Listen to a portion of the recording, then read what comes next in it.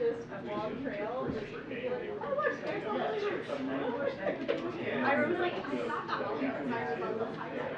Yeah. And we love her. She's so fantastic. Oh, that is a big fun.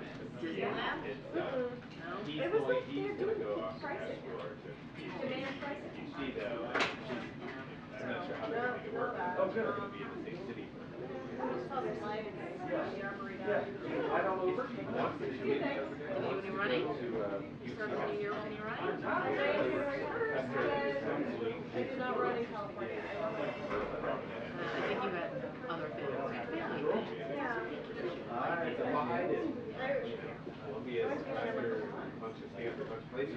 Swam. If he gets in, he Really, what are they swimming now I'm back here?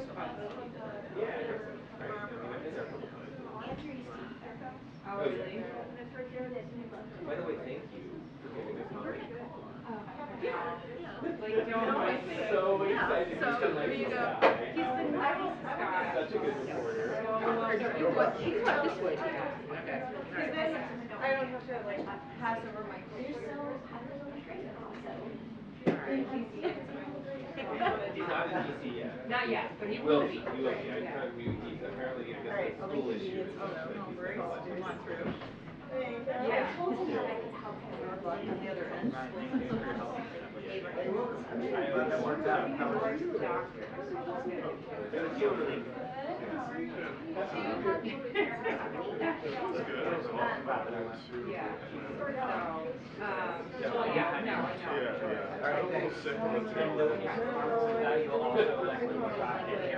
A lot of people are so This like market is like a sequence, yeah. We can all swim. That's great. Plus your And she was writing her column, which was I have a like call my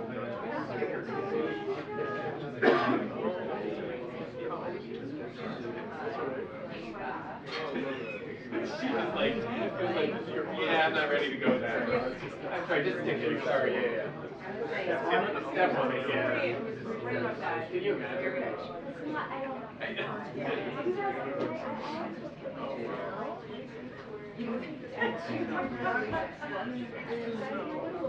Okay.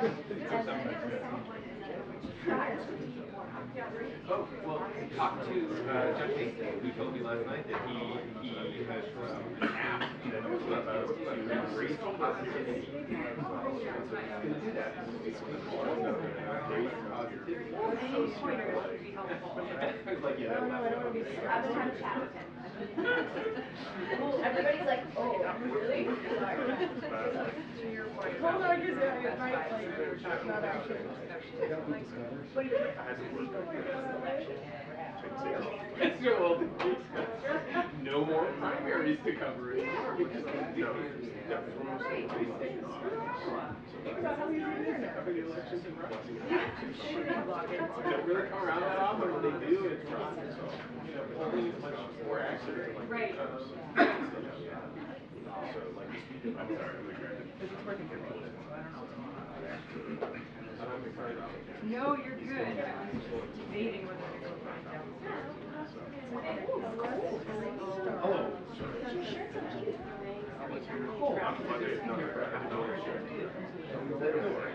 You got a nice jacket. And that's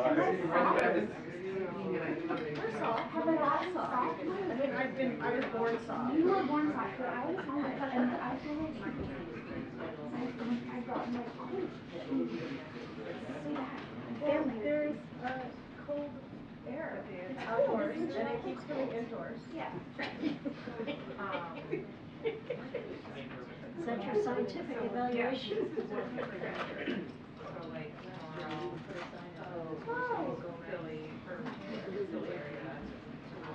No, we're fine using that one. Yeah, you just have to show your badge. So anybody that has a badge. Oh, yeah. Yeah, but we got that fixed. That was one of my accomplishments. One of your many. One of your many.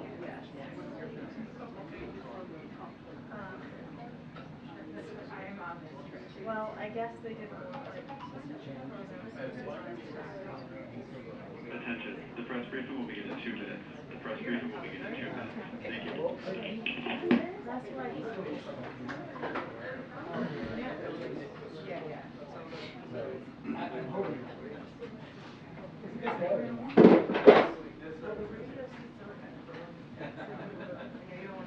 But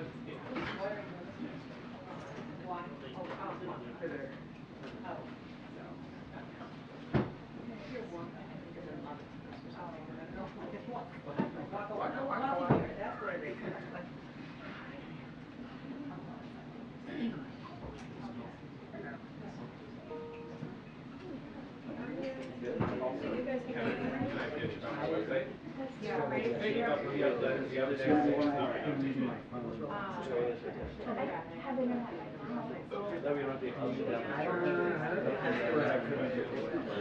Well, I have.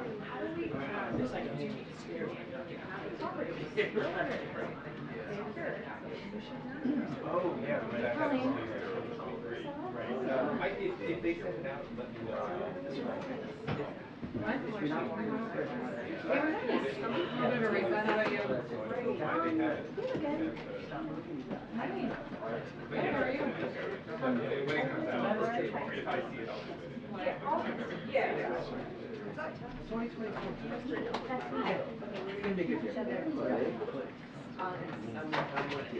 See, I told her this is positivity. That's it. No, it's gonna be fine. Wilmington has good bars and restaurants. So I was gonna say singular. I was gonna say, which one were you going to count? Which one? The coin made a difference. Hey. Yeah.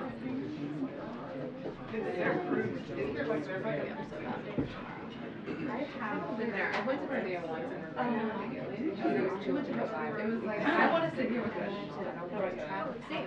Exactly. Very, very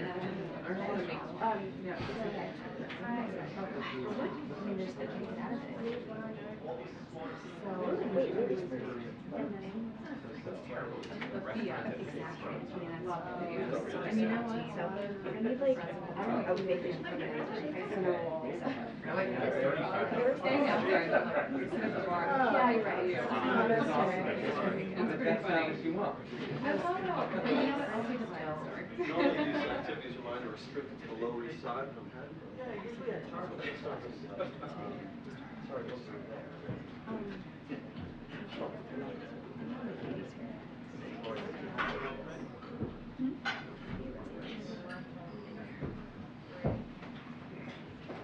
Martha, rocking the shoes. Christmas present.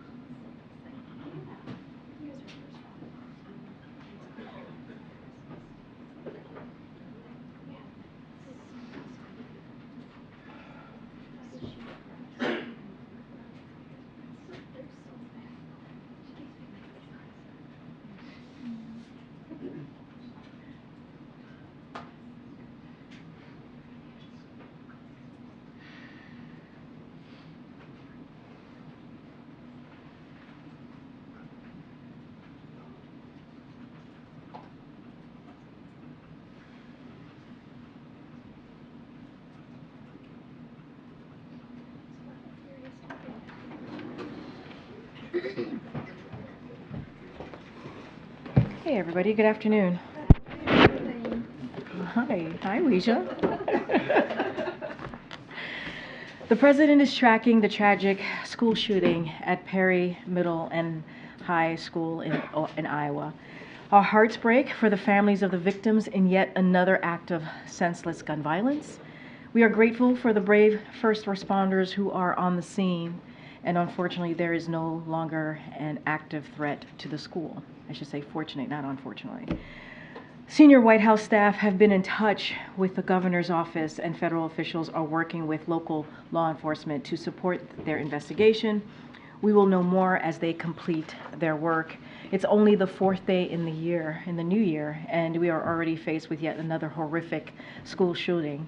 And the question that we ask is, when will enough be enough? The questions that families ask and the victims of families ask is, when will it be enough? When will enough be enough? Our students and teachers deserve to know that their schools are safe spaces and to focus on learning, not duck and cover drills. While the President and this administration have taken historic action to reduce gun violence, more must be done to keep our schools and communities safe. Congress must act to enact universal background checks, ban assault weapons and high-capacity magazines, require safe storage of firearms, end the gun industry's immunity from liability, and pass a national red flag law. We cannot allow these tragedies to continue. We have to do something. With that, as you can see, the Admiral is back with us in the room to discuss some new information we have today on Russia's pursuit of ballistic missiles to enable its brutal war in Ukraine and answer some questions on that topic. All right, Admiral. Good afternoon, everybody. Over the course of 5 days around the New Year's holiday, Russia launched repeated waves of aerial attacks against Ukraine. These massive bombardments used drones and missiles to strike cities and civilian infrastructure all across the country. Strikes reportedly hit a maternity hospital, a shopping mall, residential areas, killing dozens of innocent people and injuring hundreds more. As Russia continues to launch these brutal attacks, the United States has new information to share about the support that Russia is receiving from third countries. Due in part to our sanctions and export controls, Russia has become increasingly isolated on the world stage, and they've been forced to look to like-minded states for military equipment. As we've been warning publicly, one of those states is North Korea. Our information indicates that the Democratic People's Republic of Korea recently provided Russia with ballistic missile launchers and several ballistic missiles. On the 30th of December, 2023, Russian forces launched at least one of these North Korean ballistic missiles into Ukraine. This missile appears to have landed in an open field in the Zaporizhia region. And on January 2nd, Russia launched multiple North Korean ballistic missiles into Ukraine, including as part of its overnight aerial attack. We're still assessing the impacts of these additional missiles. We're releasing a graphic here, which you can see behind me, that documents the launch of these missiles from Russia into Ukraine. And as you can see, the graphic shows the area from which Russia launched the North Korean supplied ballistic missiles on those 2 dates, as well as the impact location inside Ukraine of the missile that was launched on the 30th of December. And as I said, we're still assessing the impacts of the other additional missiles that were launched on the 2nd. We expect Russia and North Korea to learn from these launches, and we anticipate that Russia will use additional North Korean missiles to target Ukraine's civilian infrastructure and to kill innocent Ukrainian civilians. These North Korean ballistic missiles are capable of ranges of approximately 900 kilometers. That's about 550 miles. This is a significant and concerning escalation in the DPRK's support for Russia. Now, in return for its support, we assess that Pyongyang is seeking military assistance from Russia, including fighter aircraft, surface-to-air missiles, armored vehicles, ballistic missile production equipment or materials, and other advanced technologies. This would have concerning security implications for the Korean Peninsula and the Indo-Pacific region. We've also said publicly that Russia is seeking to acquire close-range ballistic missiles from Iran. At this time, we do not believe that Iran has delivered close-range ballistic missiles to Russia. However, the United States is concerned that Russian negotiations to acquire close-range ballistic missiles from Iran are actively advancing.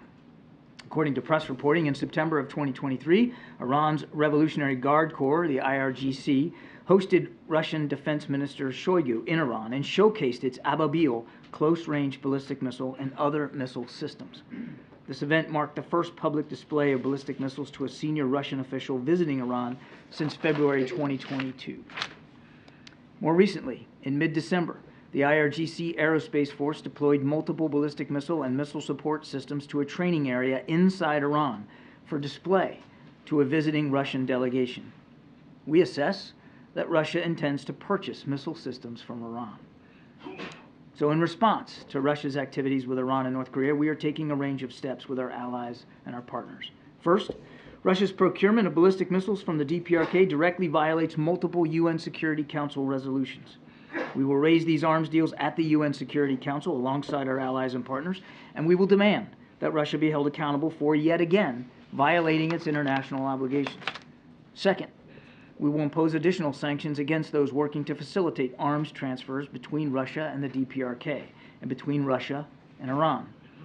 Third, we will continue to release information to the public and expose these arms deals, as we are doing today, because we will not allow countries to aid Russia's war machine in secret. But here's the bottom line. The most effective response to Russia's horrific violence against the Ukrainian people is to continue to provide Ukraine with vital air defense capabilities and other types of military equipment.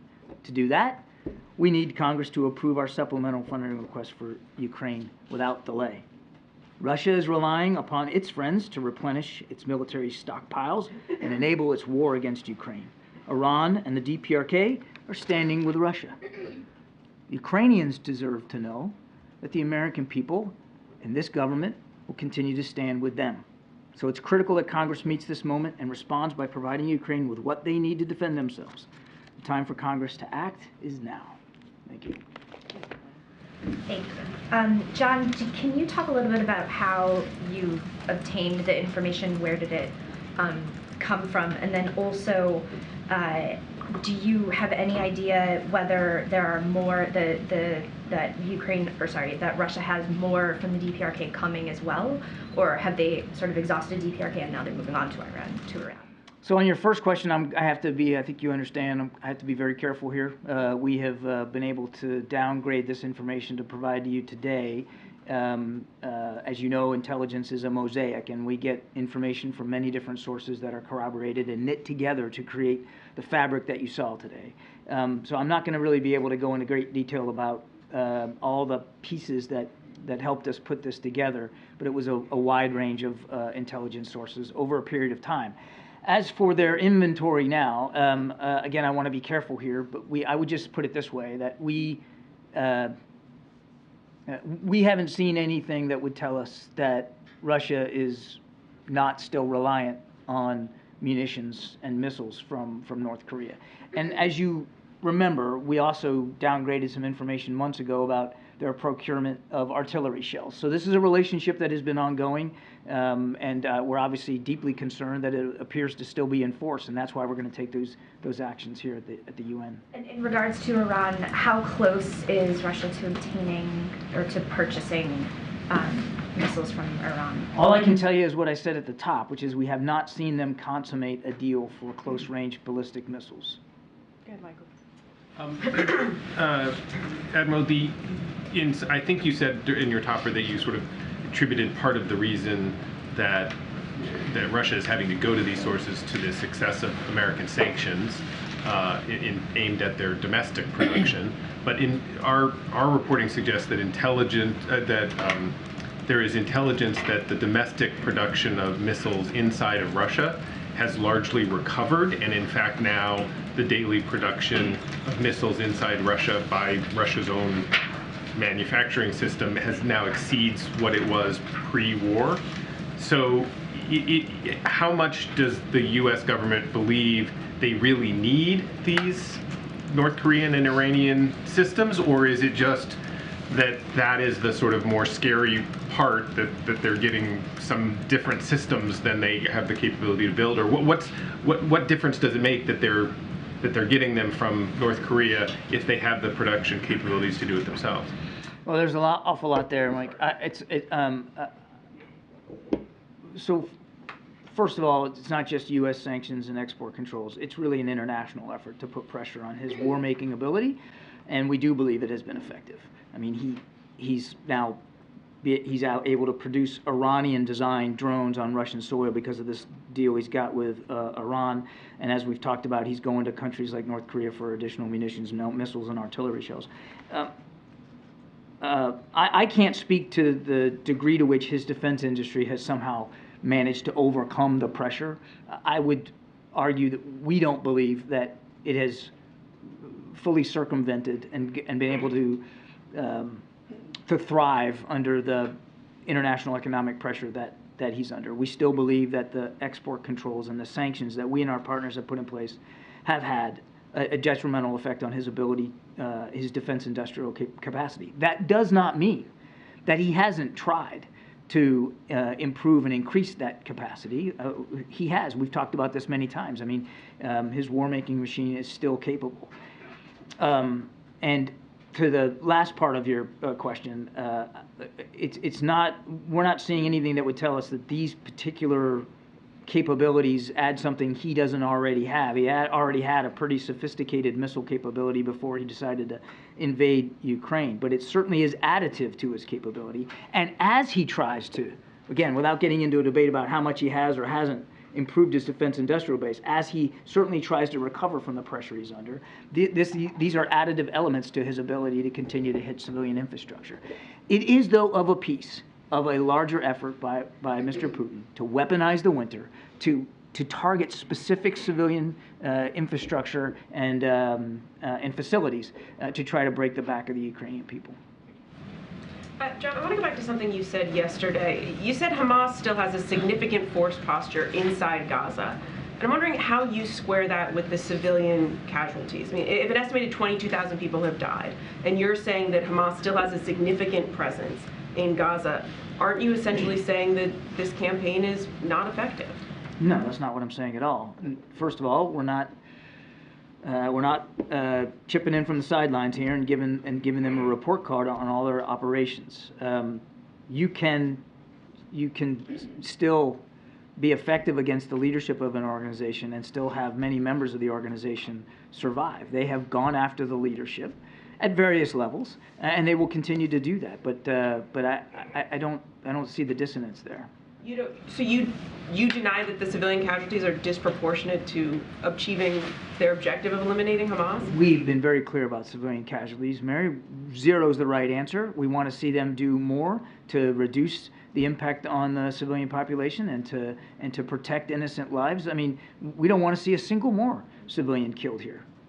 I guess when the civilian casualty outweighs the losses to Hamas this significantly, this drastically, if that many people have died and you still have a significant presence inside of Gaza, at what point do you say this strategy isn't working?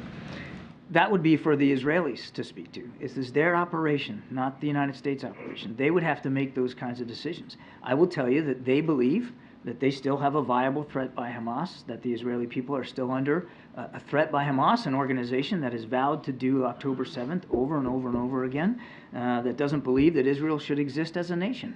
And so they're prosecuting against that threat. And we are continuing to talk to them about how they do that, because as Secretary Blinken has said, how they do it matters. And we want to make sure that they're doing it effectively, clearly, against the leadership of Hamas, going after their ability to command, control, and resource themselves, at the same time protecting innocent lives. Thanks, Karine. John, ISIS has claimed responsibility for the attack in Iran. Is that the U.S. conclusion as well? And what is your analysis, or the U.S. analysis then, of ISIS's strength and whether it's increasing? We have seen the public credit now that ISIS-K has taken for the attack in Iran. We're certainly in no position to doubt that claim by ISIS-K. And I'm sorry, the second question was? What your analysis is of Islamic State's strength, given the fact that they were able to carry out that attack. Difficult to make a quantitative or qualitative assessment of their strength based on this event, this one event. I would just say what we said before, which is ISIS-K does remain a viable terrorist threat. Certainly they are largely based out of Afghanistan. That's where they headquarter themselves, and they continue to pose a viable terrorist threat to the people of Afghanistan and obviously to the region. Is this, I guess, a sign that that threat is increasing? Is that level of threat going up? Jeff, I don't think we can make that call right now based on this one attack. It's it would be imprudent to say, well, based on this one thing, that means that they have exponentially improve their capabilities or their resourcing to a certain degree. I just don't think we're at that point. We've long said and maintained that they remain a viable terrorist threat. Thank you, Karine. Thanks, John. Yesterday, you also said once again that you expect Israel to operate within the boundaries of humanitarian law. But the last time I asked you whether the U.S. had assessed whether it was doing that or not, you said you did not know of any assessments. Has that changed? And if it hasn't, is it just an honor system that the U.S. will take Israel at its word that it is not breaking any war crimes? I think you're conflating a couple of things. The question I got yesterday was about speculation that the Israelis conducted an airstrike in Lebanon to kill a senior Hamas leader, accounts that I'm still not able to confirm. And what I said was they have a right and a responsibility to go after Hamas leadership. They've said that they're going to do that, same kind of tactic that we would and have approached against groups like ISIS and Al-Qaeda, but we expect them to do it in accordance with international law, is what I said, and that was the context with which I said it. It wasn't about civilian casualties. It was about a proposed airstrike, a reported airstrike in southern Lebanon. Now, to the thrust of your question, we continue to talk to our Israeli counterparts about, again, the manner in which they're conducting military operations, and with the foremost in mind, the need to protect innocent civilian life. And as I have said before, we have seen them act in ways that demonstrate that they are making an effort. That doesn't mean that more can't be done or more shouldn't be done. We don't want to see a single more innocent civilian life taken. But they have, for instance, they have reduced their reliance on airstrikes.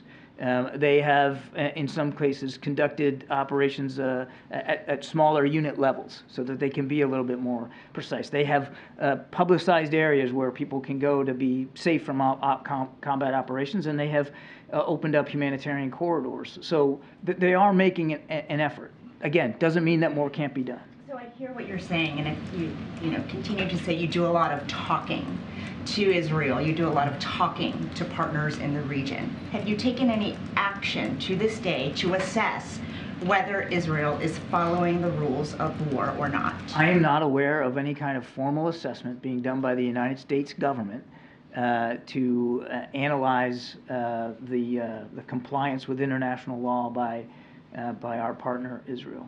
Why not? And how can you be sure then that the weapons and resources that the U.S. is supplying is under those guidelines? I would just tell you that we have not seen anything that would convince us that we need to take a different approach in terms of trying to help Israel defend itself. Thanks, John, Admiral.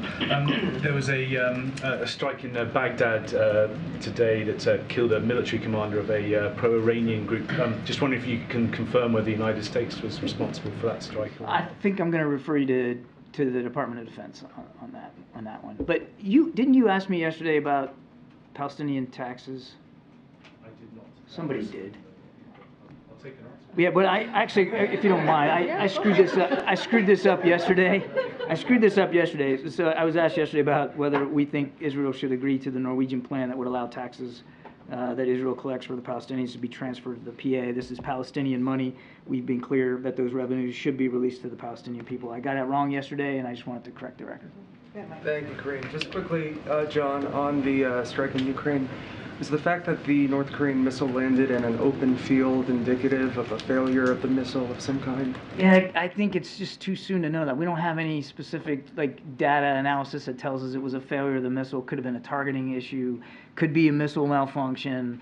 It might be a result of poor operational factors, whether or not the crew was properly trained how to fire. We just don't know. I mean, thankfully, all it did was put a hole in a field. But I would remind that on the 2nd of January, there were multiple North Korean ballistic missiles fired into Ukraine. And as I said in my opening statement, we're still doing the assessment on the damage that they caused. On the attack, or on the warning to the Houthis from that list of nations, can that be read as anything other than threatening to attack in Yemen? It's a pretty clear statement of how concerned we and our 12 other partners are, particularly, about what the Houthis are doing in the Red Sea. We don't telegraph our punches one way or another, but we take these attacks very, very seriously. The impact that they're having on international commerce and free shipping, and we're going to keep doing what we need to do to protect our interests. Is there anything you can tell us on what the menu is of the list of consequences that could be possible? I'm just not going to get ahead of where we are right now. Again, I think that was a pretty clear statement about our interests and about how seriously we're taking this threat. And as the statement said, the Houthis will be held accountable for the consequences. Thank you, Karine. John, Iran made 2 transactions withdrawing from the previously frozen funds in Oman. What were those transactions for? I don't have the details on that, Jackie. You're going to have to let me get back to you on that. Okay. I let the office know before that I was looking for this question, so I hope to get one today. Sorry. Okay, I'll come back to you with that. Sure, then. of course. More broadly, I guess, is the administration at all reconsidering its decisions to finance Iran indirectly by allowing these sanctions waivers to go forward, given the level of proxy attacks that we've seen? The finance, or you mean by... Well, it's from humanitarian aid, exactly, right? Yeah. But we had these 2 transactions I'm talking about, and I'm hoping we can get an answer on what they were for, but the Assistant Treasury Secretary for Terrorist Financing and Financial Crimes was testifying about this to a House subcommittee and said that any details, about those transactions would have to be provided in a classified setting. Why would we need to have that information be behind closed doors when that money is supposed to only be for humanitarian purposes? It should be, transparent, I would think. And I know the administration also sort of quietly reversed its decision to allow, withdrawals from the $6 billion that was freed up for the prisoner swap. But after that decision, the $10 billion, the waiver was extended for the $10 billion. This was the money that was payments for electricity in Iraq. So anyway, given the level of proxy attacks and the availability of these funds, is the U.S. reconsidering these sanctions waivers? With the caveat that I'm going to have to get back to you on whether or not there's actually been some sort of procurement request by the Iranians for the humanitarian assistance. I just don't know the answer to that. So with that as a caveat, I would tell you that, again, none of that money goes to the Iranian regime, and none of it goes to the mullahs. It is if it has been allocated against, it would go to approved vendors that would purchase food, water, medicine, agricultural products, and then ship that directly into Iran for the benefit of the Iranian people. And this really, what your question kind of goes... Given the behavior of the state right now, we've talked briefing with this news about... Our issue is not with the Iranian people, and it's difficult to square anybody having a problem with the Iranian people getting food, water, medicine, and agricultural products so that they can subsist. It's not as if, and this is where I was getting to on the fungibility argument, which is kind of what your question is getting to. It's not as if the mullahs are sitting around thinking, well, how can we make the lives of the Iranian people better? Let's get them more food, water, medicine. They're not making that choice. What they're doing is investing in missile technology and helping Ukraine kill innocent helping Russia kill innocent Ukrainians. So it's not, the fungibility argument just doesn't stand up. It's not like it frees up money that they were going to use on food and water that now they're going to go buy missiles with. They've been focusing. That's exactly what it does. Well, and I would argue that the critics are incorrect. It's the mullahs, the regime in Iran has been doing that consistently over multiple presidential administrations, Republican and Democratic. They have hegemonic ambitions in the region, and they are a destabilizer in the region, and they have been investing a lot of money into advanced military capabilities to try to push forward that vision. It's not as if they've been prioritizing the Iranian people, and this money, these funds are designed for the Iranian people and for their benefit only. One very last question. Can the administration name a single lawmaker who has called to reduce the number of Border Patrol agents? a single lawmaker that has called for well, I would argue, as I think Karine has talked about this. I mean, in the fact that they voted down proposed legislation that would, at the president's urging, increase the number. So just by dint of the sheer numbers and the votes, the House Republicans have said they don't favor increasing the number of border agents. And you heard Speaker Johnson down at the border yesterday. That they're not interested in moving forward on the president's national security supplemental, which had $6 billion in there, much of it designed to get us another 1,300 border agents. About the 2,000 Border Patrol agents being eliminated, I think that's a reference to the House DHS appropriations bill, which was obviously not taken up by the Senate. They had a CR, but that very bill, I mean, Republicans say that it actually would have increased the number of Border Patrol agents because it was going to eliminate funds for climate change and clean energy programs. I mean, the White House even issued a statement at that time saying that those cuts to those programs would be, unpalatable to the president. But this is sort of the first time I've been hearing this claim about eliminating 2,000 Border Patrol agents and painting a picture like we're short 2,000 at the border when, in fact, that didn't happen. When the proposed legislation has additional border agents in it and House Republicans voted down, I'm not sure how else you want to take that. All right. Go ahead. Give me 1 second. On Ukraine, what options has the White House or the administration reviewed to get aid to Ukraine if Congress can't deliver on the supplemental request? And as these talks are ongoing, what conversations is the U.S. having with its allies who are also supporting Ukraine? Is it creating any concern on their part if Congress can't deliver on the $60 billion? Without question, our allies and partners are watching what we do here. U.S. leadership matters. It matters a lot when it comes to being able to support Ukraine. Now, they'll have to make their own decisions. They're sovereign nations, too. As they have over the last 2 years, they will going forward.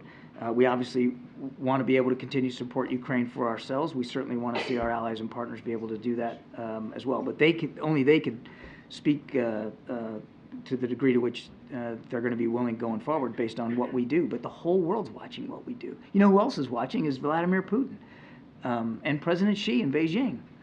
They're watching too, whether or not the United States really will prove to be a reliable partner. Now, as your first question, as I said yesterday, we delivered or announced the distribution of the final security assistance package for which we had replenishment money left to provide on the 27th of December. There isn't any more money to do that.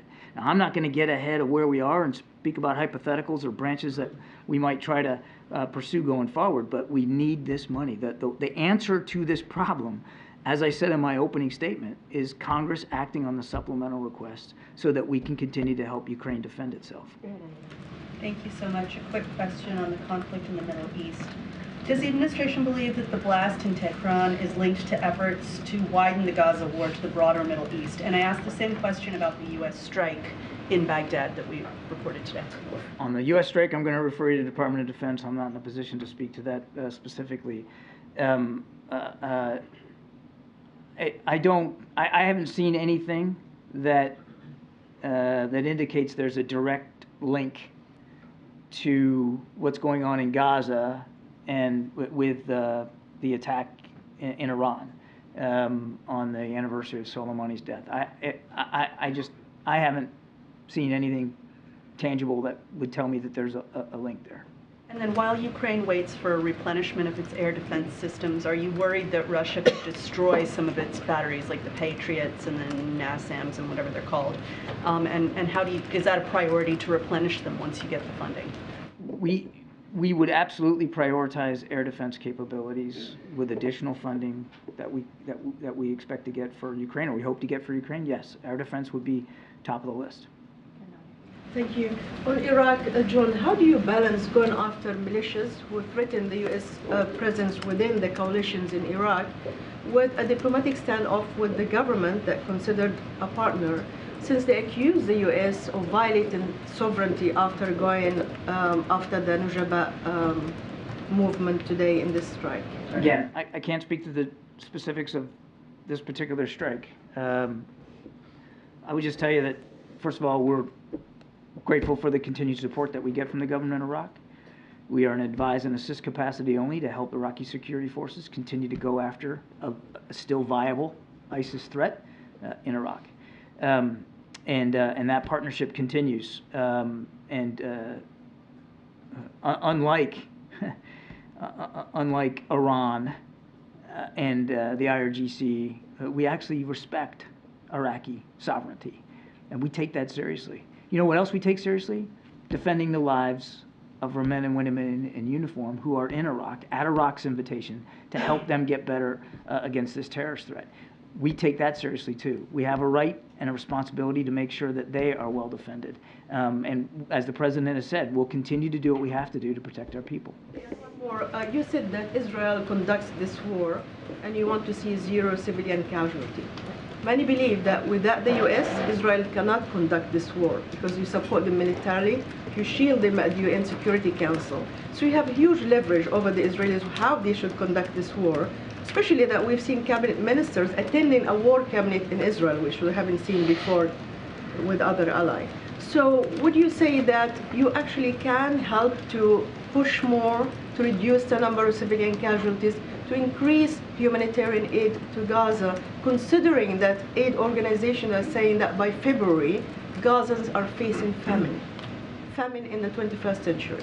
First, let me say we're very mindful of the humanitarian crisis that exists in Gaza, whether it's food, obviously medicine, water. And that is why, to your specific question, we have worked hard since the beginning of this conflict to talk to the Israelis about how they're conducting these operations, to lead the world literally in increasing humanitarian assistance inside Gaza now. Now, there's 2 gates open, Rafah and Kerem Shalom. That's not by accident. That's because the our American diplomatic efforts had done so much to get those gates open, and the trucks continue to flow. Not as much as we want, but they are. We're leading the world in terms of trying to make sure that we can alleviate that humanitarian suffering in Gaza. And that takes a lot of tough conversations sometimes with our Israeli counterparts, but we're not shying away from that. Secretary Blinken is literally on his way back to Israel today as we speak to have these continued conversations with our Israeli counterparts. Thank you, Karine. Thank you, John. About Chinese spy balloons, Taiwan Defense Ministry stated yesterday that they spotted several Chinese balloons over the island. Does the White House have any reaction? Also, are you concerned about election interference as the election is approaching? Yeah, I'm not in a position to confirm reports about balloons over Taiwan. I'd certainly refer you to officials in Taiwan and to Beijing to speak to that. We obviously support the democracy and the democratic institutions of Taiwan, and we want to see free, fair, open, transparent elections there. And we're certainly mindful that outside actors could try to interfere, and we continue to urge anyone outside Taiwan not to interfere in their ability to have a free, fair, democratic election. Jake. Thank you, Karine. Happy New Year, Karine. Happy New Year, Admiral. On a somber note, Kirby, the youngest hostage being held captive in Gaza, turned 1 yesterday in captivity. So, Kfir, wherever you are, Yom Holedet Sameach, happy birthday. Kulanu mitpalelim b'shvilcha, we're all praying for you. I have 2 questions about the recent U.S. intel report that came out regarding the Shifa Hospital being used as a Hamas command and control center. First of all, can you share with us what new information has come to light now that we didn't already know back in November when the Israelis took control of the complex? I'm not aware of any new information that has come to light since the Israeli operation at Al-Shifa.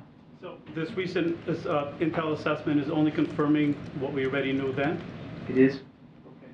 And my second question is, what's your reaction to U.S.-funded agencies like UNRWA that have had a presence in these hospitals, that have had schools that is being alleged to have been used as stockpiles for weapons? Does this make them complicit in any way? How does the administration view this? And is there any way that you plan on adjusting your strategy moving forward as far as dealing with UNRWA and other such agencies? UNRWA, the UN relief agency, does important work. In fact, they're doing a lot of heavy lifting right now in terms of trying to get food, water, medicine to the people of Gaza all up and down the Strip. They're doing a lot of work, and they're doing it in harm's way, very much so in harm's way. And you can't hold them accountable for the depredations of Hamas and the way Hamas uses civilian infrastructure, including hospitals, for command and control, for storage of weapons, for the holding of hostages.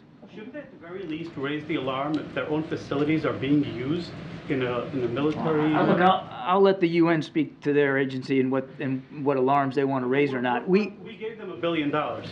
They do good work in Gaza, and they are important to helping get the humanitarian assistance to the people of Gaza. And we're grateful for that work that they're doing, very much in harm's way. I'll let them speak to whatever concerns they have over Hamas's activities and the degree to which that they feel obligated to speak out or not. It's not some state secret here that Hamas hides itself in hospitals and schools and digs tunnels under residential complexes and neighborhoods. I mean, this is what the Israelis are up against, a group that absolutely doesn't abide by the laws of war and has no compunction about putting civilian lives in greater danger. If I could ask you very quickly, John, about the U.S. service member's mother and uncle who were safely freed thanks to a rescue operation from Gaza. It happened in the last several days. I know the U.S. military was not directly involved in this. Can you tell us what role the U.S. played in any way, how this came to be, how the White House became aware of the situation? What, if anything, can you tell us about those circumstances? Yeah, Peter, well, first of all, we're glad they're out. I'd couch this more as part and parcel of an ongoing effort that we have had, working with Israeli counterparts and the Egyptians to allow for safe passage of Americans out of Gaza. I mean, this is part and parcel of that larger effort. So this being related to a U.S. service member didn't make it any different than any other American you would be trying to get out? Because it's not clear, I think the uncle was a U.S. citizen, it's not clear that the mother was. I just didn't know if there was any unique circumstances here. No, certainly considered them for all intents and purposes, of course, considered them Americans, and we're glad that they're out. There was no U.S. military involvement here. This wasn't some sort of special operation to get them out. Understood. Then if I could ask just one other separate question. Would the U.S. support Israel if it pursued and killed members of Hamas leadership in another country within the bounds of international law, say if it happened in Qatar? I don't want to get into specific hypotheticals here. We could go down. Right, the responsibility to do it as long as it's within international law. So would that also apply to Qatar? We could go down a lot of rabbit holes here, Peter. I'm not going to get into hypotheticals. As I said, they have a right and a responsibility to go after Hamas leadership.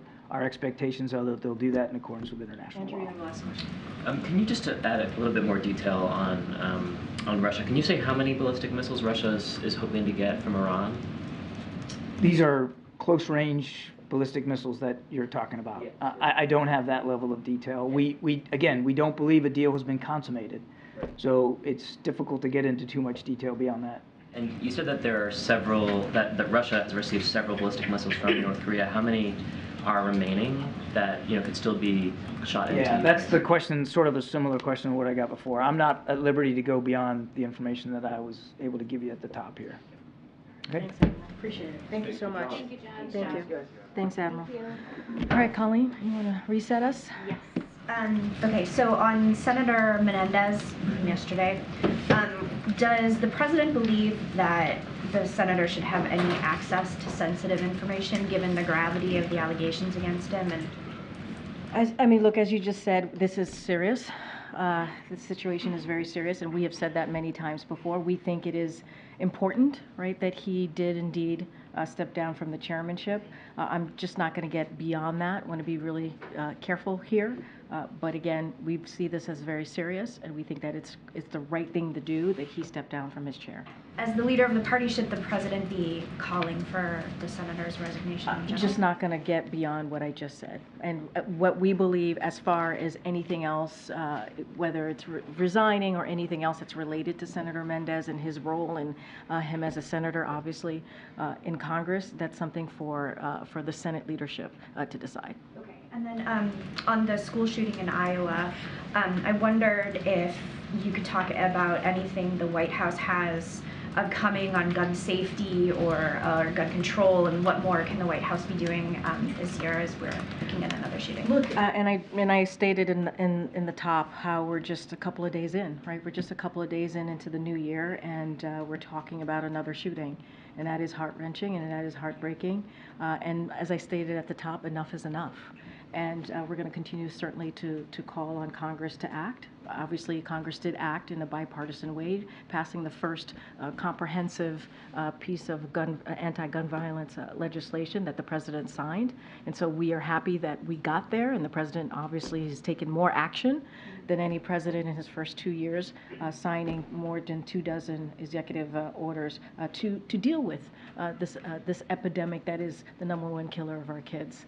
And so, look, we have to keep doing the work. And what I can say is just last month, we hosted the largest ever White House convening of state legislators to discuss actions that they can take to end this epidemic of gun violence. And so we also announced the Safer States initiative to drive additional progress from investments in gun crime prevention and intervention to common sense laws to keep guns out of dangerous hands. And so we're going to keep doing that. And this is, again, this is a president that has taken unprecedented action here. We're always going to look for other ways to deal with this. We've started, obviously created the first anti-gun violence office, which is incredibly important. It's helping communities it's going to help communities like the community in Iowa, but also implement. We also have to implement these more than 24 executive actions that the president signed into law. Okay, JJ. On the child tax credit, would President Biden be open to a tax deal that includes a child tax credit being expanded and renews the expired research tax credits? So obviously the president strongly believes that any bill that is out there in Congress that certainly cuts taxes for big corporations must cut taxes for working people and families with children, right? Especially to reduce child poverty. That's why the American Rescue Plan, the first piece of legislation that this president signed that only had Democrats' votes on it, was so important because it had that child tax credit in it. And what we learned from that is it helped cut child poverty by nearly half. And so obviously this is something that the president supports. And so we'll see. We will see what Congress brings forth. So the part about renewing the expired research tax credits, he also supports that? So that is something that I need to be really mindful and talk to our team here about that. I just don't have anything beyond that, but obviously this is something that is incredibly important to the president. We want to make sure that what bill comes out, if there is a bill that comes out in this legislative session, as it gives tax cuts for big corporations, that it must also give tax cuts for working families. That is something that we have seen from this Congress in the last legislation putting forth those types of bills, and so that's what the president would certainly want to see. Thank you, Karine. On the southern border, in an interview with CBS News, House Speaker Johnson said on his first day in office, President Biden came in and issued executive orders that began this chaos. Did any of the administration's policies contribute to the record number of border crossings?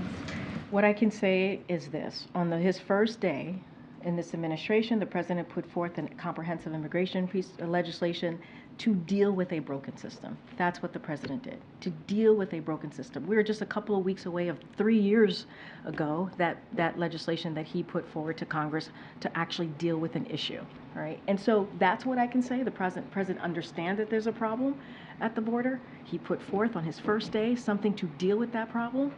And what we continue to see from Speaker Johnson and Republicans, House Republicans, I know Jackie asked a question about something that I said yesterday in May, and I'll repeat it. I repeat what I said yesterday. In May, House Republicans decided to vote on a bill that would cut 2,000 Border Patrol agents at the border. That's what they did.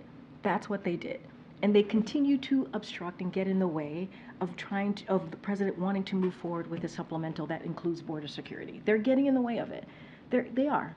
While Senate Republicans and Democrats in a bipartisan way are trying to find a way, a bipartisan agreement to deal with border security, you have House Republicans who left. They left in the middle of December, and I think they come back next week. Maybe they'll get some work done. Instead, they're playing politics. So is that a no? Look, what I can say is what the president has done. I'm not going to speak to data. I have not seen any data that would show this, so certainly I can't speak to that. What I can say is the actions and what the president has done and how seriously he has taken this on his first day, understanding that this system has been broken for decades. This immigration system has been broken for decades. Under a Republican president, under a Democratic president, it has been broken. And as negotiations continue, are there any red lines for the White House when it comes to negotiating what Republicans are demanding when it comes to policy? Look, I'm going to stay consistent here. I'm not going to negotiate from here, from the podium. I'm going to let folks who are negotiating, the senators, both on the Democratic side and obviously on the Republican side, who are negotiating this. Obviously, we have been involved.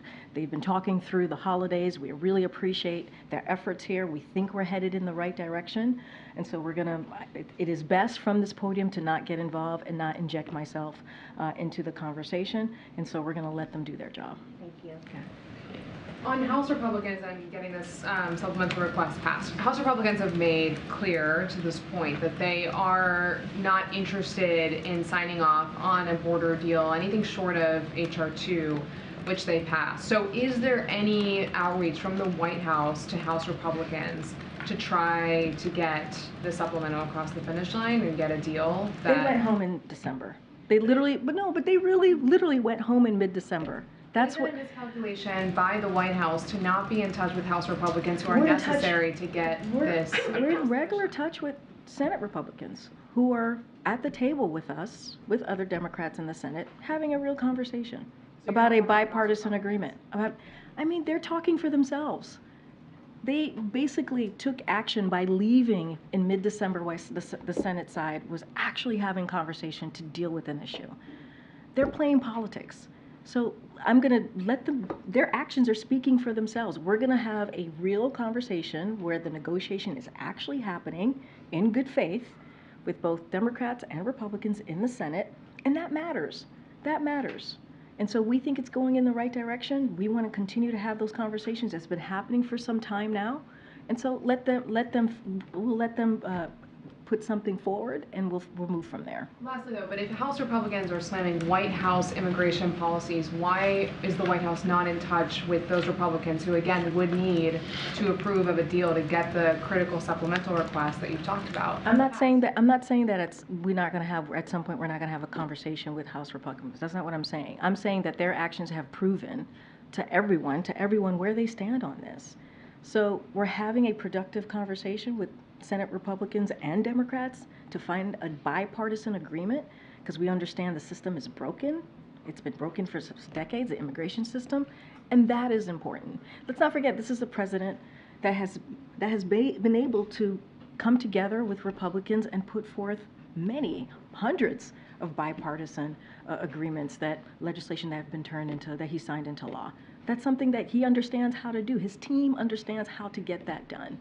But, House Republicans, again, they left in mid-December and have not returned to actually deal with this in a real way. Instead, they're playing politics. That's what we're seeing. I'm not saying that conversations are not going to happen. Obviously, we have to have the House be involved in this too. But right now, the productive conversations are happening in the Senate. Just based on that last answer, has there been a breakdown in the relationship between the White House and the House? I wouldn't say there's a breakdown of relationship. What I will say is just we're calling out what we're seeing. We're calling out what we're seeing. I mean, it's the facts. They left in mid-December, and who was left to continue to have the conversation as it relates to the border, right? The border security was the Senate. And when we've had and we're having conversation with both Republicans and Democrats in the Senate. I have two completely unrelated questions. Sure. Apologies for Nope. hogging time. No apologies. Go for it. The president did have this lunch with historians, and I'm wondering if there are any details you can share about that, and also, what about this particular moment has him reaching out to historians? So look, the president has done this before. Here's something. Okay. I heard a voice. No worries, Jackie. I thought I was hearing things, but I'm not. I was like, I'm the only person that's hearing it. Okay. Okay. You and me.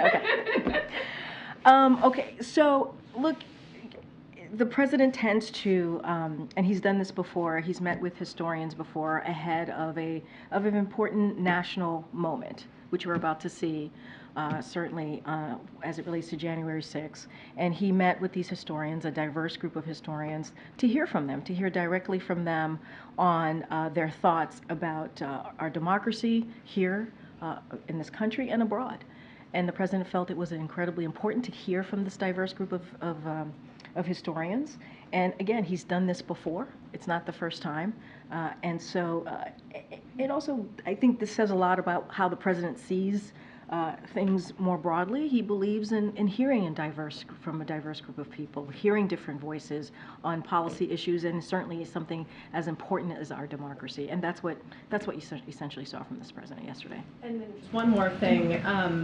How concerned is the president about what appears to be a pretty botched rollout of the federal financial aid form? It was due to be out in October, then it was a drop-dead deadline at the end of the year. Now there's this soft launch that is going quite poorly, and there's like hundreds of thousands of American families trying to figure out paying for college. So look, I do want to take a little bit of a step back here and just lay out a little bit of what we've been able to do over the weekend. So they, as you stated, they initiated the soft launch, the Department of Education, with the goal of ramping up volume over time to monitor the site performance and create a better experience, obviously, for students and families. And so this is consistent with us trying to put forward best practices. That's what you're seeing here. And just the other night, more than 400,000 applications had been completed, so that's important. The application opened at 8 a.m. on that yesterday, and it will be open for the majority of today, obviously. And so this better application process will make college more affordable and a reality for more students. That is what this administration fights for every day. And so obviously the Department of Education could speak more specifically on details. But this is part of our best practices. We're trying to do our best to make this process easier for families and students. And so look, it's going to take a little bit of time, right? It is, but they've been working through it. The Department of Education has been working through this through the weekend. And so we're seeing some better improvements here, and I think that's important. Go ahead. I didn't get to you. Go ahead. Could you give us some more information about the president's talk tomorrow, his visit to Valley Forge, which was pushed up from Saturday? Say that last part. It was pushed up from Saturday because I guess we're going to have a snow. Yeah. So as you heard from the campaign, I just want to be careful because this is a campaign event, so don't want to get too far ahead of the president. Obviously, the campaign could share a lot more details about the trip tomorrow, and as you just stated, it was meant for him to be there on the actual day of January 6th because of the weather, potential weather conditions. He's going to be there tomorrow on Friday. So what I will say is that and the president has said this many times before, January 6th was an unprecedented, certainly attack on our core principles in our democracy and the rule of law in our Constitution. And so this is something that the president takes very seriously. And so, and let's not forget, January 6th cost the lives of police, injured many police officers, and inflicted bodily harm on many people. It was a sight that was horrific. We saw a Confederate flag flying in the halls of the Capitol, and that's what we were dealing with. It was disrespectful to our Constitution, an attack on our democracy, and the president, and let's not forget, these are values that we hold very close as a country, as a nation. And so the president's going to continue to speak about this. He's going to continue to be very vocal about this, and so certainly you'll hear that from the president, but I want to be really careful because it is a campaign political event, so I don't want to get too far into it. Why the choice of Valley Forge as opposed to He'll doing speak more to that tomorrow. I'll let the president speak to that. All right, go ahead, Garen. The NAACP and community leaders are decrying a ruling from a judge in Jackson, Mississippi, a predominantly black city, the capital of Mississippi, that would allow state leaders to appoint a judge and prosecutors as opposed to the residents being able to elect those that judge and prosecutors. They say this is racial discrimination and an issue of democracy. Does the White House have a position on this ruling? So as you know, it's an ongoing litigation, so I want to be careful we don't comment on ongoing litigations. But while the Federal Appeals Court temporarily halted this decision from moving for now, it's important that every state respects the democratic process and the will of the people. That is something that the president believes. And the denial of self-governance is an affront to the democratic values on which our nation was founded. And so the people of Jackson, certainly like any other American across the country, they deserve to have their voices heard. That is important. That is something that the president believes, certainly, and also the vice president and the rest of the administration believes. So I'll leave it there because, as you know, the litigation is continuing. Tomorrow's job report numbers that will come out tomorrow. The White House has touted a lot of last year's record low black unemployment rate, but that only tells one part of the story in terms of the black economy. While black wealth has increased, so has the racial wealth gap. Home ownership for black Americans continues to be at just as low as it was in the 1960s, and the price of homes is still pretty high. Are there any indicators that the White House can point to that suggests that the economic conditions for black Americans will improve this year? Yeah, so I have a couple of indicators that I'm happy to go through with you. I'll say this at first, though. The president has talked about investing in America. He talks about his Bionomics plan and how it helps all Americans and make sure it doesn't leave anybody behind. And one of the things that, as part of that, one of the things that the president has done with his plan is make sure that we invest in black communities. That is something that the president finds to be incredibly important so that we do not leave communities behind. And you saw the president go to Milwaukee, Wisconsin, where he visited a black small businesses and talked about how black small businesses have been essentially growing under this administration, and that's important, and by millions. The numbers by millions more broadly on small businesses being created on this administration, so that's important. So a couple of things that we saw data because of the American Rescue Plan that the president signed, the first piece of legislation that he signed that only Democrats voted for in Congress. We've seen a couple of things. Over 2.5 million black Americans have gained jobs, and the black unemployment fell from 9.2% to 5.8%.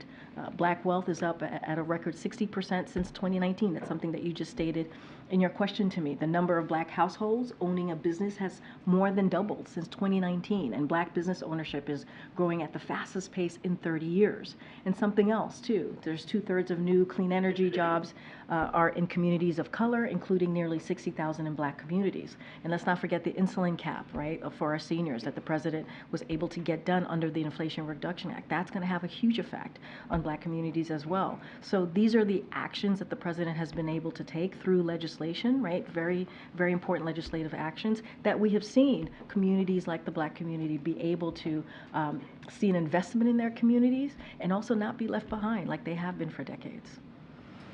Go ahead, Dan. Yeah, thanks. I'm going to ask you about electric vehicles. So Ford today says that in 2023, last year, their EV sales accounted for 3.6% of their overall sales. GM says that it only sold half of what their target was for EV sales. Any consideration to moving some of those EV mandates back and let the technology and market preference catch up? So Ed, I'll say to you that we have seen 51% of an increase in EV sales. 51%, that's the numbers, and that's across the board. You know, that's the data that we have seen. I'm sure you've seen that number as well. And so I think that's pretty important. As we talk about climate change, clean energy, that's important that we're seeing such a boost in electric vehicles. But when you look at the actual numbers, like GM sold 2.6 million cars and trucks in 2023, 76,000 of those were EVs. Ford sold 2 million cars and trucks, 73,000 were EVs. So clearly about 96% of the consumer is saying that they don't want electric vehicles. So why not? We saw a 51% increase in electric vehicles. That's what we've seen, Ed, and that's important to note. Okay. Okay. Good. Thanks. Sorry. No worries. What's the White House's reaction to members of President Biden's own administration protesting, or the case of somebody at the Department of Education this week resigning in protest against the president's policies on Israel and Gaza? Look, we've spoken to this before, and what we'll say is that people have the right to voice their opinion. We understand that these are times where, people have, it's an emotional time, and we understand that. As it relates to, I think, the Department of Education, I know they put out a statement, so I would refer you to the Department of Education, but that is something that we get. Like, people have opinions, they have thoughts. These are incredibly, personal times for people, right? But I'm not going to say much more on each resignation or each comments that people may have. I will just on that particular one, I would refer you to Department of Education. Back on that president's speech tomorrow on democracy, in a December AP poll, 8 in 10 Republicans said democracy would be weakened if Biden were reelected, and that was also the view of 56% of independents. So is the president's speech tomorrow aimed at trying to convince Republicans and independents otherwise, or is it more aimed at sort of rallying Democrats about how important an issue this is? So I appreciate the question. Tomorrow's a political campaign event speech, so I'm not going to get into the reasoning behind what the president is there for, right, specifically on a campaign basis. I'm not going to get into his remarks or his speech. That is something that the campaign can deal with directly on this particular question. What I can say more broadly of what the president has said about January 6th and how it's an attack on our democracy, our fundamental values, how it was unprecedented, and how we have to continue to speak out, and it is important to do so. I can't speak to your specific question about outreach or the campaign, anything related to the 2024. Go ahead, Karen. Thanks. Some hospitals in at least 8 states have brought back some form of masking now due to rising cases of respiratory viruses, including flu and COVID. Does the White House think more hospitals across the country should be considering that right now? The masking piece, that is, and we've always been very consistent on this. That is something that is localized or hospitals, communities, cities, states, they have to make their own decisions. That's not something that we get involved in. And how about Americans broadly now? There's 31 states in the latest data that have high or very high levels of respiratory illness, RSV, flu, and COVID. What should Americans be doing with the recommendation? So, look, it is up to each and every American to make their decision on what they want to do. We have a range of tools, right? That is something that we've been able to do these last 3 years for people to protect themselves from the impact of COVID, whether it's a vaccine, whether it's at-home testing, whether it's treatments, right? All of these things are incredibly important. So there are tools available for folks, and we're going to certainly encourage Americans to take those steps. We're not going to. It is up to them. It is up to them as it relates to masking what individual Americans want to do. That is not something that we're going to regulate. Back here. What do you say? Go ahead. Go ahead. It's unbelievable. Unbelievable. I love you so much, James. Go ahead. Go ahead. It is. On gun control, you mentioned the 2022 bill the president signed. Yeah. Do you think that bill is having an impact on the number of mass shootings that we're seeing now? So look, I think that piece of legislation certainly was important. It is taking steps for states, for example, and states to take actions to deal with gun violence in their communities, but we need more. We're always going to say we need more. The president also took, as I mentioned earlier, 24 actions, right? Executive actions to deal with gun violence, the epidemic that we're seeing across the country. But honestly, the way that we're going to deal with this is to have legislation that deals with high-capacity magazines, assault weapons ban. That's how we're going to move forward. A national red flag ban, and that's how we're going to deal with this epidemic that we're seeing across the country. That's why we keep saying enough is enough. Congress needs to act. Yes, it was important that we took this step. 30 years. It took 30 years to sign that bipartisan, not to sign, but to get that bipartisan legislation done, and the president obviously signed it, but we need more. It is not enough. That's what we believe. It's just not enough. All right, everybody. I'll see some of you tomorrow. Thank you. Thank you.